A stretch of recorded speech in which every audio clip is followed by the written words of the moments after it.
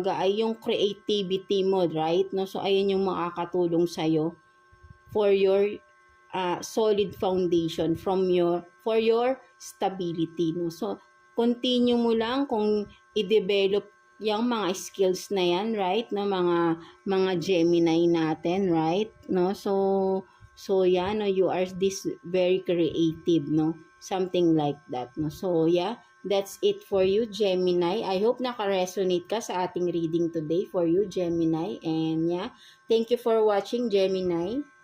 Yeah, let's continue with you, Libra. So, hi, kamusta ka dyan mga Libra natin, no? So, let's see what's your situation, no, sa inyo ng iyong person right now, no, mga Libra, no? So, tignan natin. Kuha tayo ng 3 cards for you, Libra. Libra, 3 cards for Libra, please. 3 cards for Libra. Thank you. So, what is this?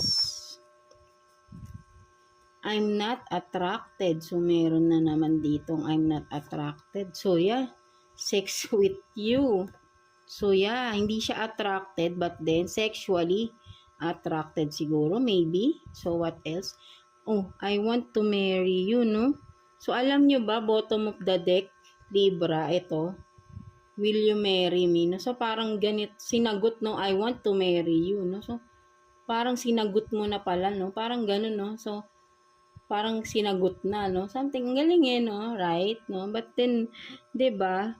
Kumbaga, baka akala mo neto sa umpisa ng mga Libra, for some of you, Libra, maybe you are in this connection na akala mo ay hindi siya attracted, no, for some of you. So, ayun yung nakikita ko rito, Libra, no. This person is, at first, akala mo ay hindi siya attracted with you, no. Maybe, nagkaroon ng intimate bonding, no. Nagkakaroon ng intimate bonding. But then, eventually, no, this person pala ay, nagkakaroon na ng feelings for you, no? Maybe parang friends with benefits kayo, right? No? So, for some of you lang, no?